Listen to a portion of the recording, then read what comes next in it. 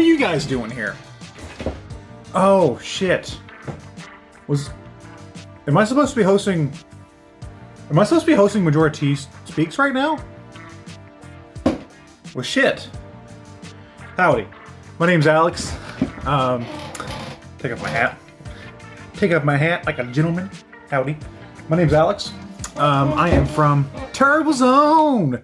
And today I'm here to host Majora T Speaks. Renamed today to Turbo Z Squeaks. I don't know what Teddy's calling this, but I like to imagine it's Turbo Z Squeaks. That's pretty good. Following Teddy's footsteps today, I'm going to be here to present to you a bunch of videos I made for this channel for the month of September and all that fun jazz. What do we have on the docket today, guys? Well, we have a classic series that Teddy always does a fantastic job with, table topics. I got my own table topic question to ask you guys. That's going to be great. On top of that, we have a video essay. I did a video essay. I hope you enjoy it. Maybe be related to something we all know and love, especially Spencer. Then we have a beginner's guide. I did a beginner's guide for a game, a little game. You guys may oh shit, I dropped it. You guys, oh god, you guys may have heard of it. It's I'll give you a little teaser. That's all you get. And what's the last one? Oh yeah, a hardware review for a pretty neat little piece of hardware. Hopefully you guys enjoy the episode. First time doing one of these. I want to thank Teddy for allowing me onto his channel. And if you want to know where the heck Teddy is, go check over on Turbo Zone throughout the month of September. Teddy will be posting and hosting videos. I think one of them may go up after this premiere. So go check that out. Anyway, guys, let's just fucking jump into it. I guess first up here is table topics.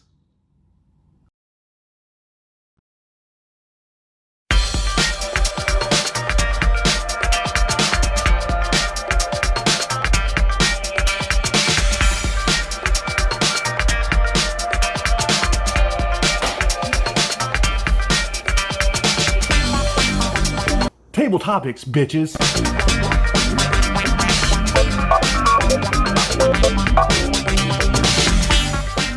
Oh, table topics. I'm here, Turbo Zone, here on Majora T, to give you a table topics. Teddy usually does table topics, and I want to carry on his tradition through the Turbo Takeover here and give you a table topic to think about, to answer. You can leave a video response or a comment or whatever the heck you want to do, but respond. It's encouraged. Before we start, I'm actually drinking this Perret beer, Belgian ale that Teddy gave me while I was on vacation. Special gift. And I figured if I'm doing a video for his channel, I'm gonna give it a drink. It's good shit. So, what is my table topics question for you guys? Well, my question has to do with a certain, I don't know, I was thinking about a game that's coming out soon. At the time of recording this, No More Heroes 3 comes out in a couple weeks.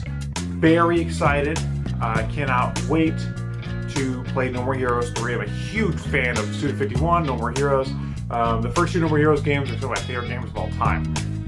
So obviously, I'll be picking up No More Heroes 3 on day one. But my question for you guys is, are there any games that you think have been misunderstood? What do I mean by that? Games that maybe you really liked, loved, that you just didn't hear the same enthusiasm come from other people. You know, maybe friends, you know, review outlets, other YouTubers you know, whoever it is. Maybe the game wasn't as well received, and I have a few of those. I've had a few of those throughout my life. Games like Yakuza, Dead Souls. I think that game's pretty fun, but for what I know, the Yakuza fan base doesn't care for that game. Banjo-Kazooie Nuts and Bolts. I actually find that game to be pretty creative, but that's also one that got pretty shit on.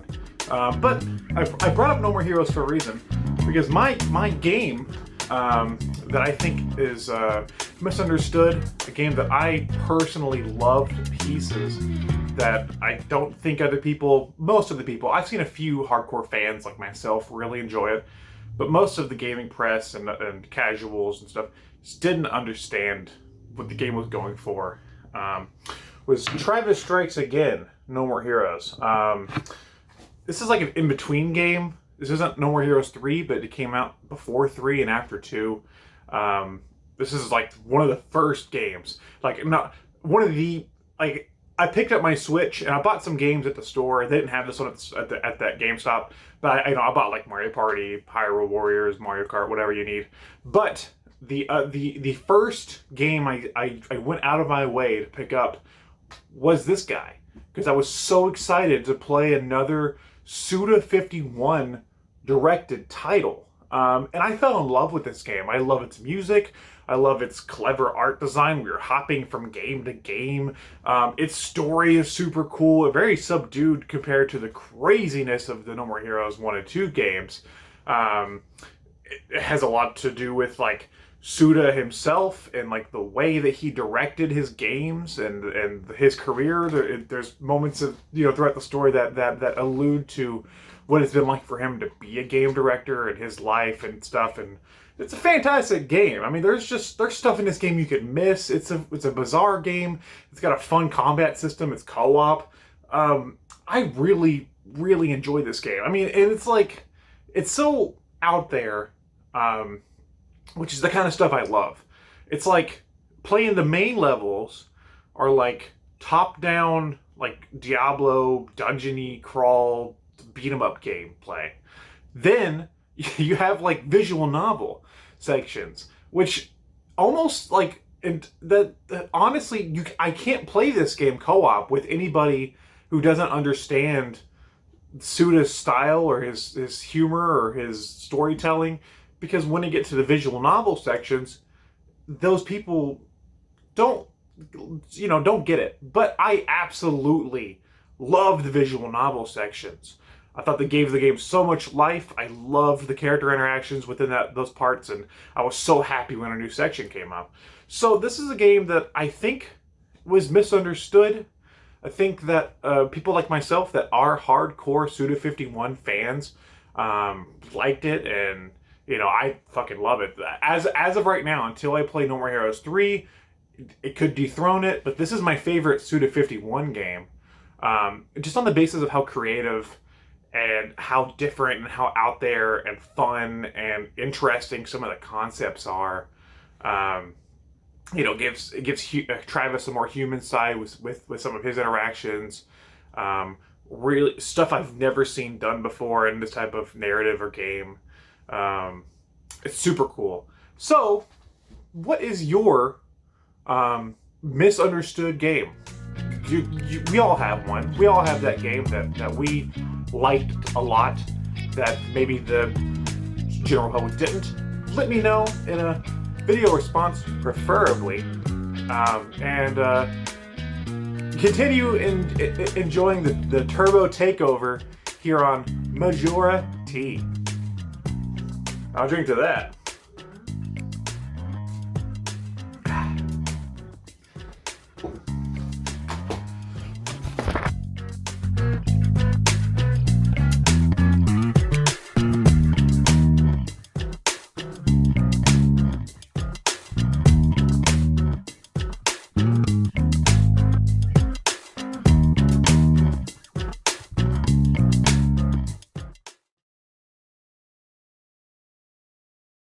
Look, we all have our attachments.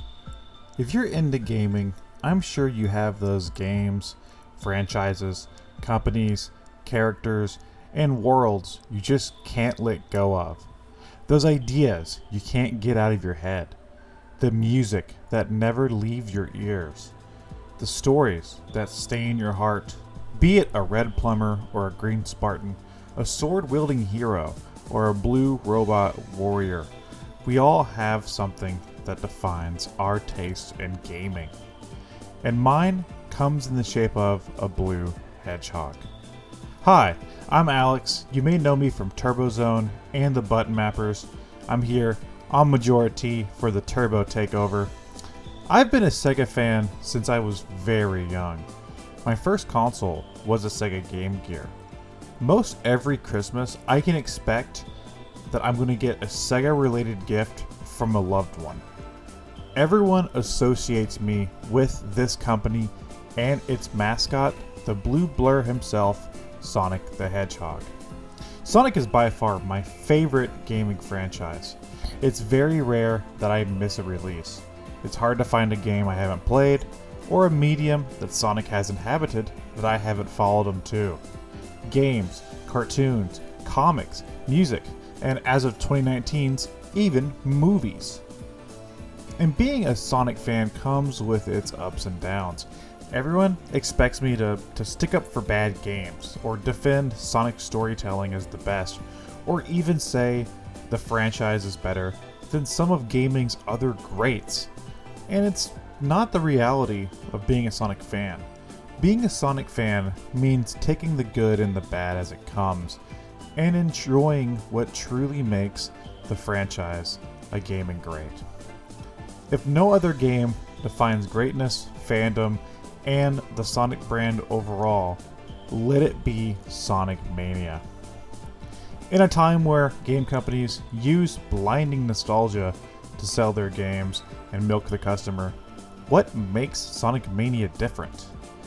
It's just repurposing old ideas to make money, right? Something we've seen Nintendo, Sony, Capcom, and plenty of others do in the modern age. Well, yeah, if you look at it from a surface level, but underneath, there's a mania to it all that's hard to ignore.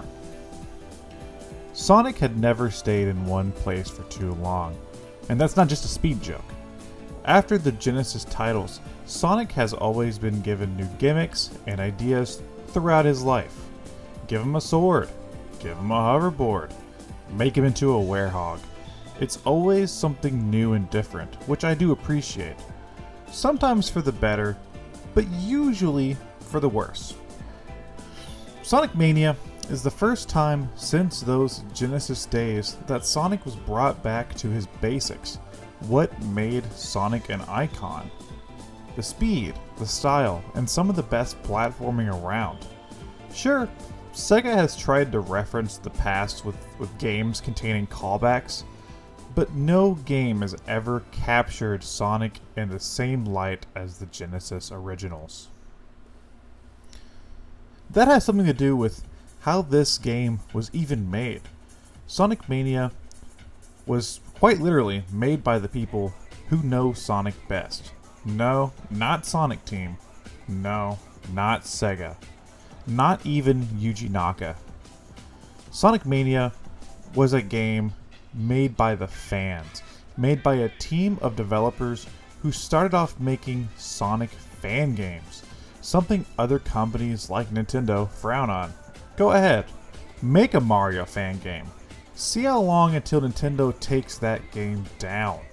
Sega, they hired the fans. They put the people they wanted to please most in charge and made one of the best Sonic games in decades.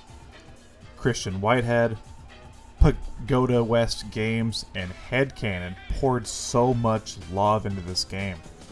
Longtime fans can find references to Mr. Needlemouse's past all throughout the game, through visual Easter eggs, like appearances of forgotten characters like Fang the Sniper and Bark the Polar Bear, through the inclusion of Ray and Mighty as DLC characters, through power-ups and enemies plucked from the Game Gear, Genesis, CD, and 32X games. T-Lopes destroys your ears with this game's amazing soundtrack. Sonic Mania is basically the fans making what Sega should have made during the Saturn era. Sonic has never looked, played, or sounded so good. And honestly, while I'll play whatever Sega and Sonic Team puts out, unless they give these fans another crack at it, Sonic will probably never be this good again. Sonic Mania is a best of in a sense. taking some of the most beloved levels from Sonic's past and remaking them.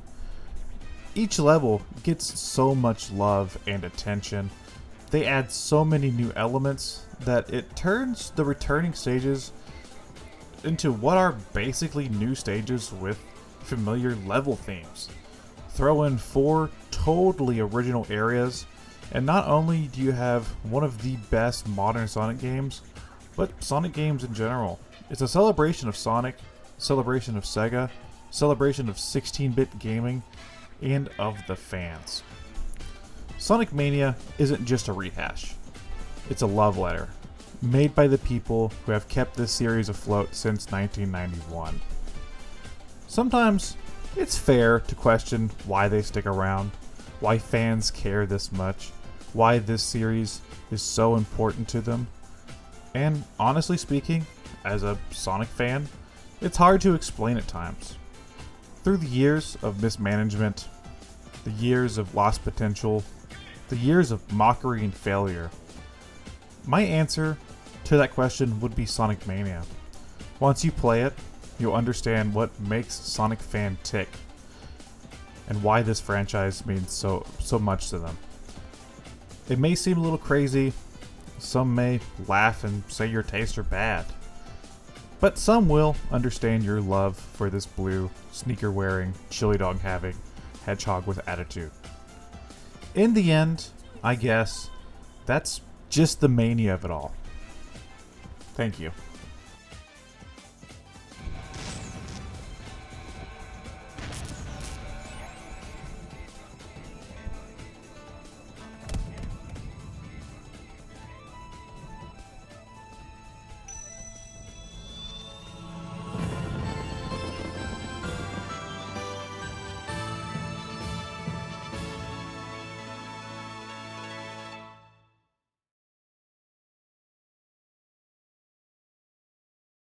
Welcome back to the Turbo Takeover here on Majora T.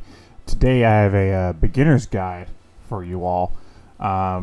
Usually Teddy does these. Recently he's done one of these. I saw for SMT3 because he's been doing a lot of SMT3 content, and that's an RPG. I do like RPGs. I'm not as knowledgeable, but I wanted to do a beginner's guide video because that sounded fun.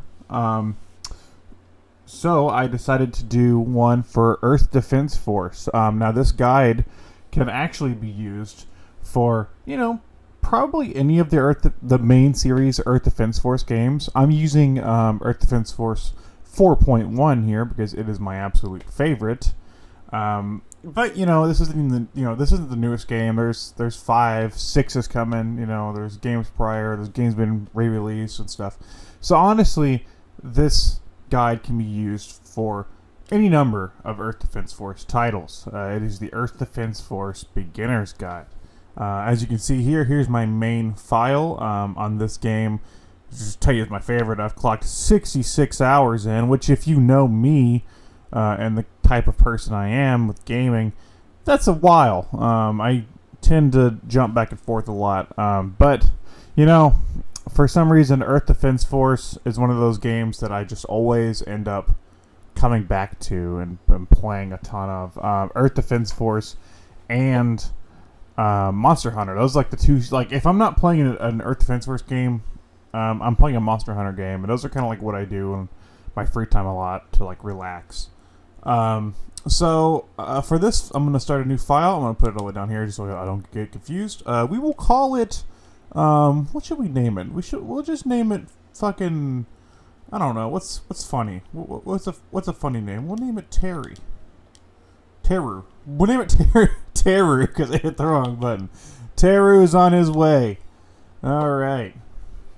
So, Earth Defense Force, if you don't know the series, it's about shooting giant bugs, giant aliens, giant whatever is invading the Earth that day. So we're going to go to mission mode. There are some other things. You can do like online missions. Me and Teddy played a little bit back in the day. I don't think he was as into it as me. There's versus. You can also do co-op. It's like split screen co-op. And then there's I have 2 DLC packs for this game. Most of the games have a few mission packs. These are really hard. You'll want to be at a high level before you take those bad boys on. Alright, mission mode. Like I said, yeah, there's a split screen, but I'm playing by myself today. Isn't that fun? So before you start playing Earth Defense Force, there's a few things you want to set up. First, you want to pick your class. In most games, there's 4 classes. I don't think they've added any classes since this game, so it should still be relevant. There's the Ranger. The Ranger is your on foot. He's mobility-wise, he's not the best. They did fix that a little bit in the 5th game. They added a sprint button, which is fine.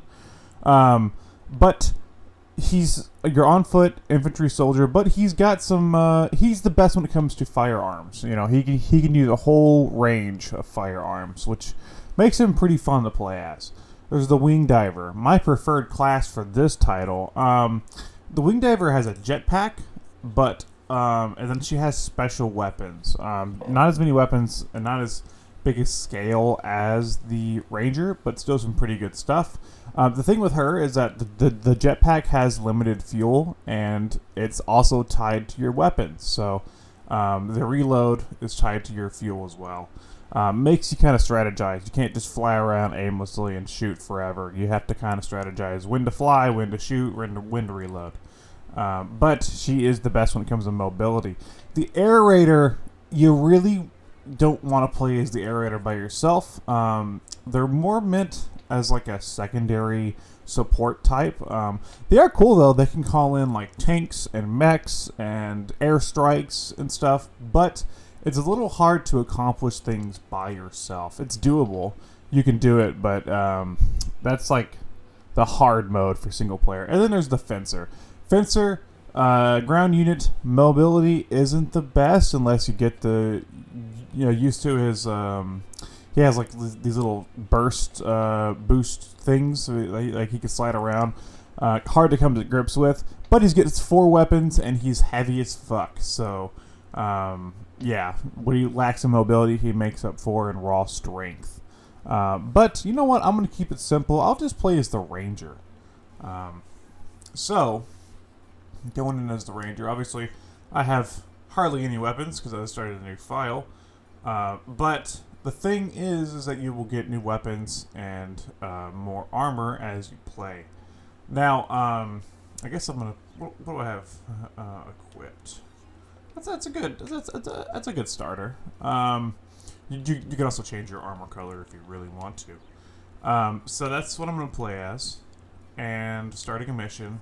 Start mission 1. Now here's the thing with the difficulties, is that you will get better weapons based on what difficulty you play the game.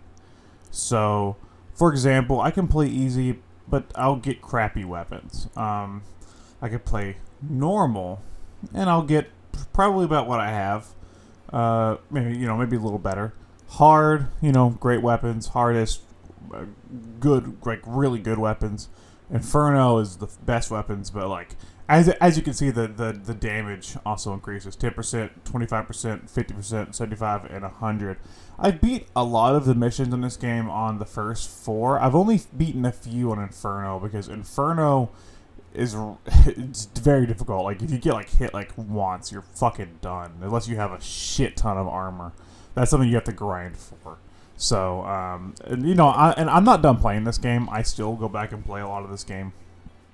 But you know what? We're gonna go hard. I like to start out on hard. I feel like I can do it, even though my weapons suck. So this might have been a bad choice, but this is a beginner's guide. I'm not really playing through the whole file here. As Teru, there's some giant ants. They're attacking civilians. Wouldn't that be a fucking nightmare? Could you imagine like waking up, getting out of bed, walking outside, and just seeing this? I think at that point I'd be like, well, I'm going back to bed. Come get me, ants. I'm done. Now, I do believe they are actually working on a 6th Earth Defense Force game. But I haven't seen anything about that in a while. I know they just released World Brothers, and they're doing some Switch ports of the original games, including this one, which is cool. So, Let's see. I hope this isn't.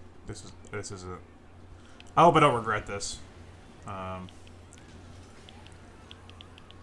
love firing a rocket launcher and just seeing chunks of ant fly everywhere.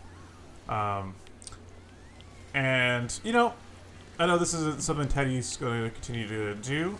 So if you would like to see more Earth Defense Force, head on over to Turbo Zone. I have a couple of reviews of this game and the 5th game, and I also have live streams. I do a live stream series, which I haven't done in a few months, but I might pick it up soon, called the EDF Midnight Society, where I do late night EDF streams, and that's something I like to do. This ant is just fucking chewing on me. Stop chewing on me, ant. There we go. Now, whenever you kill a bug, they drop health pickups, which is helpful, obviously, in the field, because you're gonna die. They also pick the green boxes. They drop those. Those are armor. Those will extend your health. Not right now, but throughout the mission. So after this mission's clear, I'll get an armor upgrade based on how many of those bad boys I pick up. Also, the red boxes are the good ones. Those are the weapons. Now, sometimes you do get weapons that you've already got before. I'm getting a phone call right now, and that's annoying. It's from Texas. I don't know anybody from Texas, so I'm not going to answer that. It's probably a telemarketer. So, the weapons in this game, yeah, you do get stuff that you've already gotten before, and that is kind of annoying. They fixed that in the 5th one, I believe. You actually, if you get duplicates, they actually upgrade based on what that duplicate is, so that's kind of cool. So yeah, you're just going to grab this. This is where the mobility kind of comes in, is grabbing all these boxes. There really should be an easier way to do this. I feel like they should fix that in one of the later games, but I think they have like an unwillingness to fix a lot of this stuff, and I don't know if that's just because of how niche the series is, and I don't want to upset the fan base or what it is, but I know some of the other games have tried that. I think what the hell that game is called? I have it. Iron Storm, I think that's what it's called. The other PS4 one that I have, that one actually has a pretty decent shop upgrade weapon system and stuff that doesn't require a lot of grindy stuff like this. But you know, there is something kind of cathartic about the grindy nature of Earth Defense Force. So.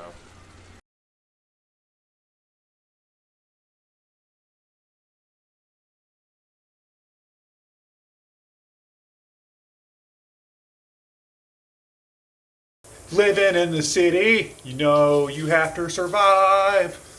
Gotta keep that dream alive when everything is green. Can't you see? Living in the city, you have to survive. You have to keep your...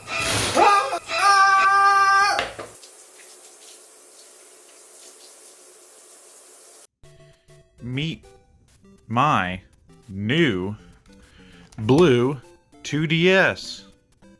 Oh, wait a second. I think that's the wrong video. Hold on. Meet my new, not blue, Super Mario Bros. Game & Watch, color screen, Nintendo, whatever that says, game. Nintendo's done a few, meaning this one, and they're doing one in this year for Zelda. New Game & Watch consoles. I was kind of iffy about one of these, but I ended up picking up the Mario one, and I'll probably end up getting the Zelda one because they are fun collector's items. And I'm here to do my hardware review. This is the packaging for the Super Mario Bros. Game & Watch. Shows you what the console looks like, roughly what the size is. There's some Goombas and some Marios. This is actually a cool sleeve that comes off. On the back, it shows you what's included. You get Super Mario Bros., Super Mario Bros. The Lost Levels, Super Ball, and everyone's favorite game, Time. Not Ocarina of Time, just Time. I like the little Bowser over here. He's like, hey guys, what are you looking at? So yeah, that's the functionalities. You know, the old Game & Watch consoles, they used to come with a little LCD game like Ball and Just Tell You the Time. This one also comes with 2 NES games. Notable here because Mario Bros. Is my favorite Mario game, and Lost Levels is the sequel to that. I'm glad USA Mario 2 was left off here. Kind of confused why Mario 3 wasn't included, but it's fine. I'm here for Mario Bros. Safety warnings, don't put it in your fucking throat. I think that's what that says. I don't actually have it in the box. I just want to show you the box. It's nice packaging. Looks like Lakitu. There's a Koopa. What's over here? A Bullet Bill. Some cute little guys hidden on this package. Cute little dudes. Anyway, that's fun. Let's look at the actual thing. Here it is. Super Mario Bros. Game & Watch. Very thin. Very thin. Very small, compact. You can easily slide this in your pocket, into your shirt pocket, into your butt pocket, into your butt. You could probably put this in your butt, and you'd be fine to carry it around all day. Might smell after that, so I wouldn't advise that. Classic D-pad, classic A and B buttons. You know, the D-pad, this is actually not this, you know, not like this game in particular, but Game & Watch consoles are actually what introduced the concept of the D-pad. So that was pretty revolutionary, and it feels nice. The buttons feel nice. The AB buttons are a little goopy. They aren't bad though, and the D-pad feels really good. That's the front. I really like the gold and red trim. On the back, it just looks like this. Has some stuff engraved. Nam. I guess you could take it to Vietnam with you. So soldiers. This is good for soldiers, right? So you power the bad boy on with this button over here. You also have a little charging port. You can. That's how you charge it with a charging cable. I think it uses like a Type C, a USB Type C, I believe. So yeah, there's a power button. Bloop. Comes on, and I have it set to the time. You can see it, I'm recording this at 2:47 at night, so it reflects that by having Mario run around at night. And there are some boos. Well, there were some boos. There they are, flying around. And you can also hit the time button, and it'll change the location. See, certain times of the day things happen. When the clock changes, certain things will happen. Certain animations. That's pretty cool. I believe if I hold.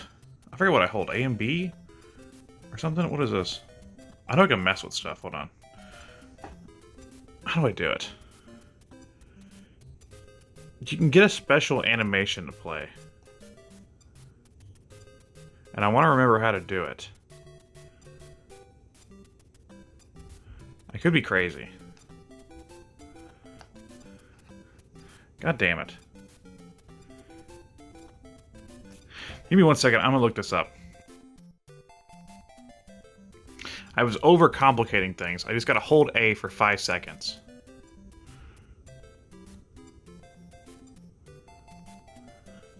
Yes. Why does it give me options? There's only one song. Oh, I guess it did. Oh, different languages. The Mario drawing song. Oh, you can barely, hold on. Fuck. Turn the volume up. Hold on. See, there's volume control. Are those little brightness controls? That's pretty nice. I will. Hold on. Let me replay this for you. Replay this cinematic experience. Yeah, hold it again. Hold on. Ding, ding. There we go.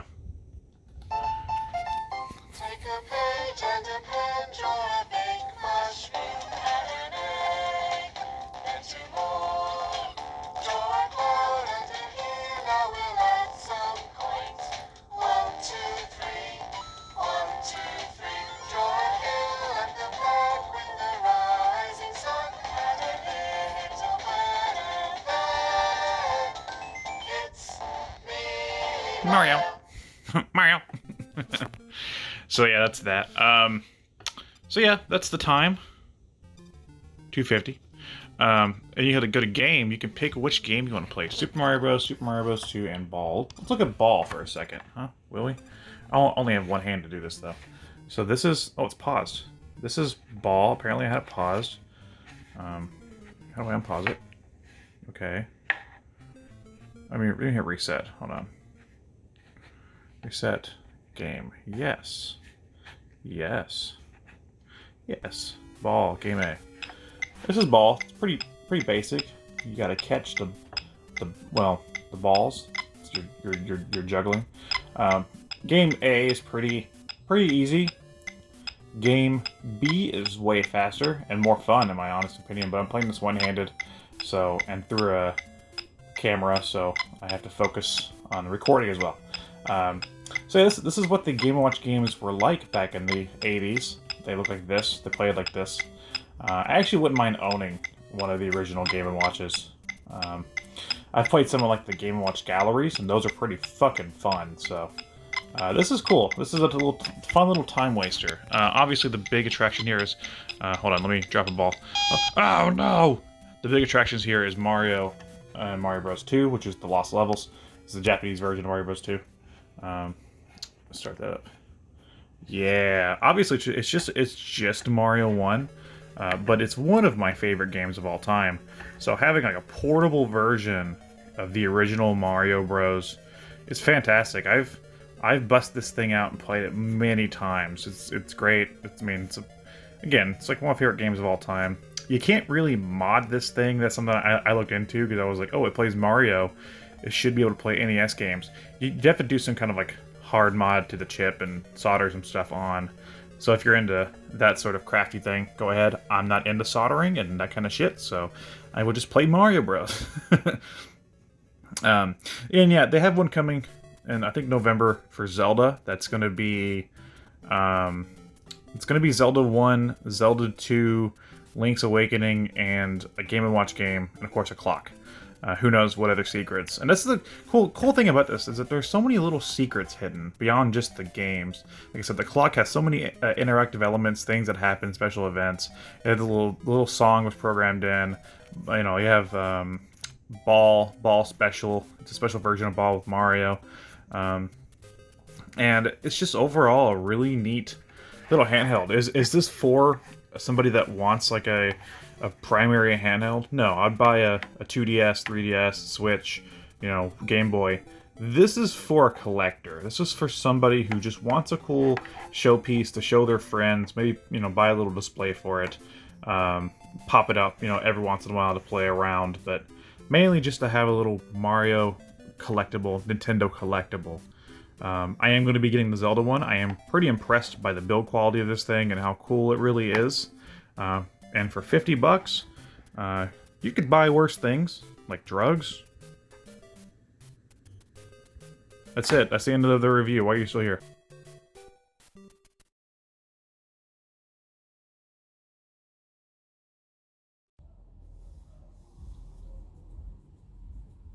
Jesus, there was somebody blaring music outside of my apartment. Welcome to the Q&A section. Thanks for putting up with my bullshit for an entire fucking episode of Majora T Speaks, now relatable to Turbo Z Squeaks.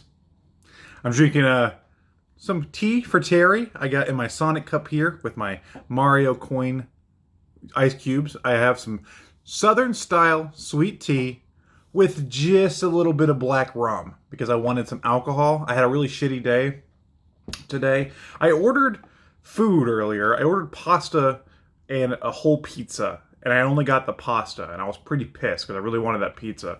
The pasta was good though. Still kind of mad because I really wanted some pizza. So I need this alcohol, but it is Southern style sweet tea, Terry's favorite, with a tiny bit of black rum. I believe it's Bacardi. The rum, not the tea. The tea I made. It's just whatever fucking brand tea bags I bought. All right, so we're starting Q&A, Tea for Terry here. And I guess we're starting with... It's hard to say because I think Terry left some questions that are meant for Teddy, but then it switched over to me. So I guess I'll start with those. First up, we have Alex's worst nightmare. That's Terry. You're not my worst nightmare. You're my son. Do you know the Goat's Cave south of here? I have no context for this. I don't know what he's talking about. What is your favorite biscuit? A biscuit to me and a biscuit to you, Terry, is two very different things. A biscuit to me is something you eat for breakfast and I slather in fucking gravy. So there you go. Have you ever visited a police station? Once, actually. I was there for a little bit. I worked really close to where I lived. And I was riding my bike to work. Because, once again, it was like a 5-minute ride.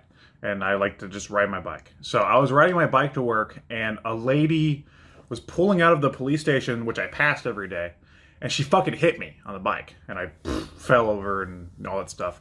I was fine. My bike got fucked up, but I was fine. A little bruised up. But where she pulled out right out of a police station, there was a cop right behind her. She worked there. She was like a secretary or something. She agreed that, it'd be fine if she just paid for the damages for the bike. So I had to go back to that police station and get the money from her. Signed a little contract saying that was it. That was But so yeah, I technically have gone to a police station, but not for anything police related, because a lady owed me money for breaking a bicycle.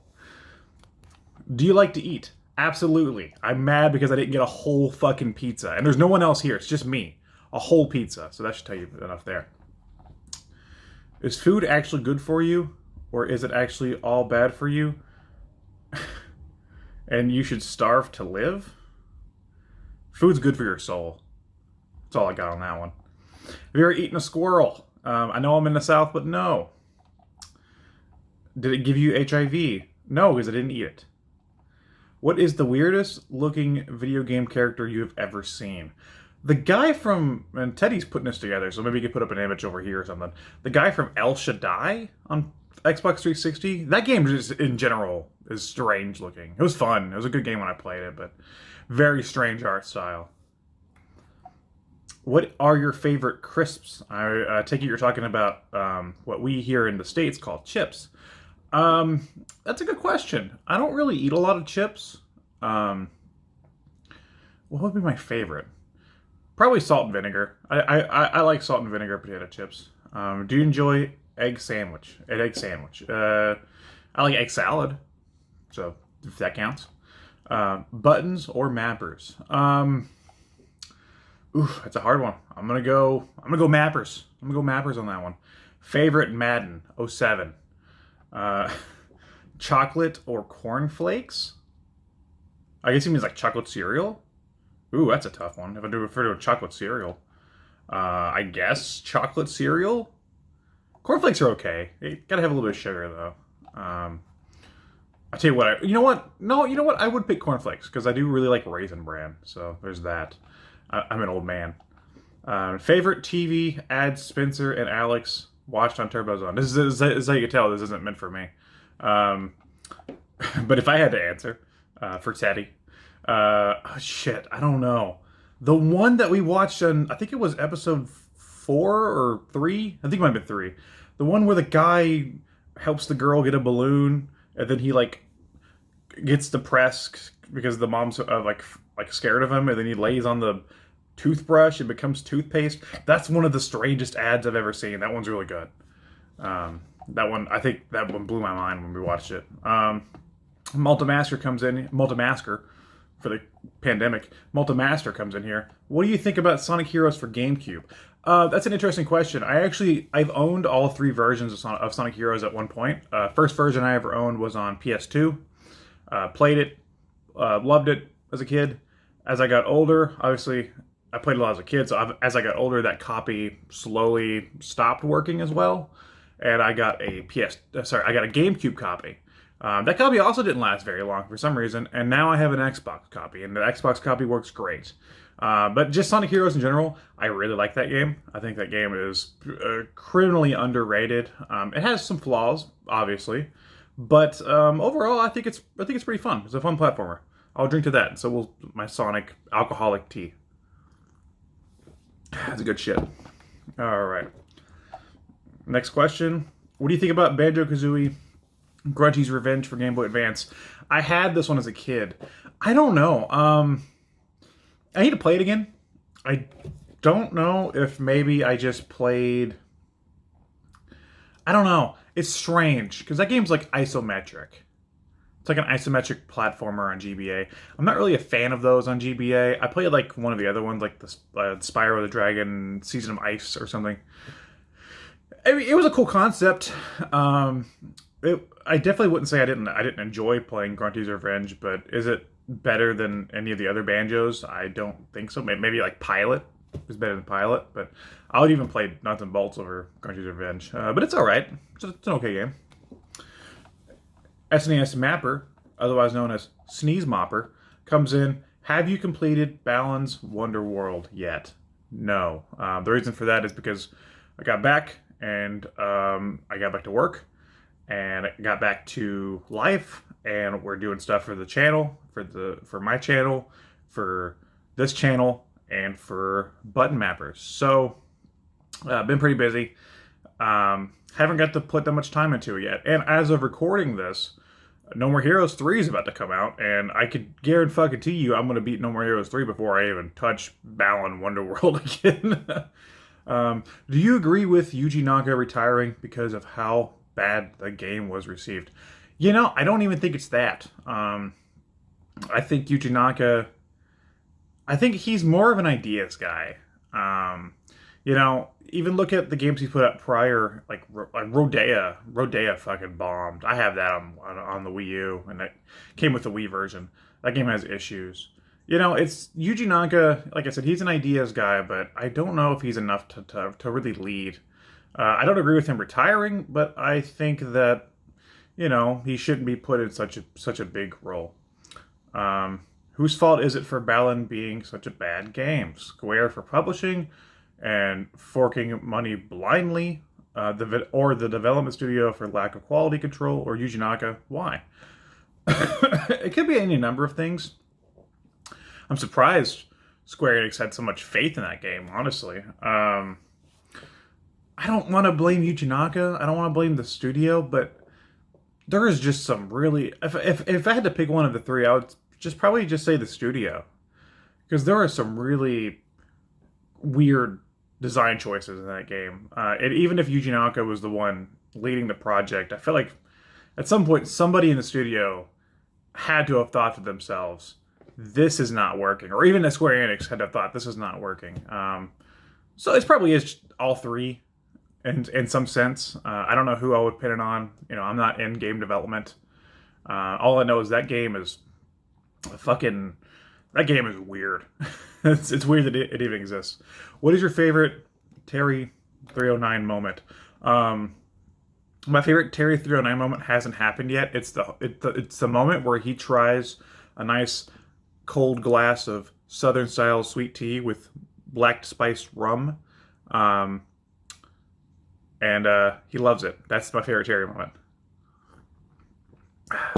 How would you react if a user with a handle Teddy309 starts spamming your channel? Could be fine with it. I don't care. What is your favorite alcoholic beverage? Hey, how many drinks have you had in the past week? You know what? My favorite alcoholic beverage is actually I'm pretty basic. I like beer, and I drink a lot of Blue Moon. I know that's pretty basic. Blue Moon's fucking good, and I don't feel bad for it. But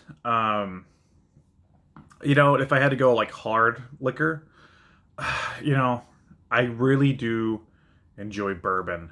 So probably just like bourbon and Coke or bourbon and Pepsi or something. Bourbon and cola. That's like my fucking go-to. How many drinks have you had in the past week? It's funny you say that. As much as I like alcohol, I don't drink a lot of it while I'm working. I'm off today. That's why I'm drinking now. Because I work at night mainly, and so I basically I get up, I do whatever I need to do, you know, during the day that day, go to work, come home. By the time I get home, it's really early in the morning. Like it's 4 o'clock, 6 o'clock in the morning. I can't start drinking then. So then I go to bed.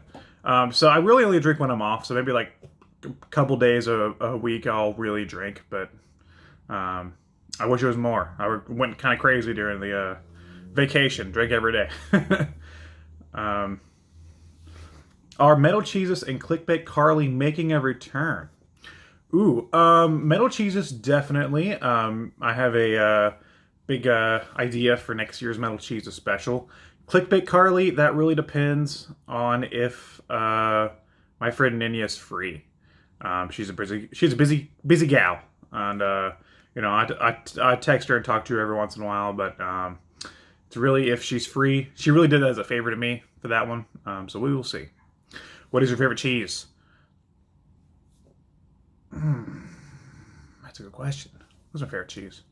I'm trying to think of like in the context of like if I'm just eating cheese, probably just like a sharp cheddar. But if I'm using cheese like on a sandwich, that's hard. I like Havarti a lot. Also just love provolone. So probably provolone. If I'm like using it for like a sandwich, provolone's fucking good. Hopefully I made the cut before the episode is recorded. You did. All right, back to Terry. Terry's got some more questions here.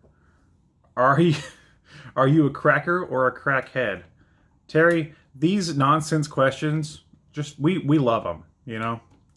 Has Majora T ever told a lie? I don't know. If he has to me, he's still hiding it. Are Australians real? I haven't seen them, so maybe I don't know. Has anybody smoked meth where you live? That's hilarious. I was reading on the news the other day.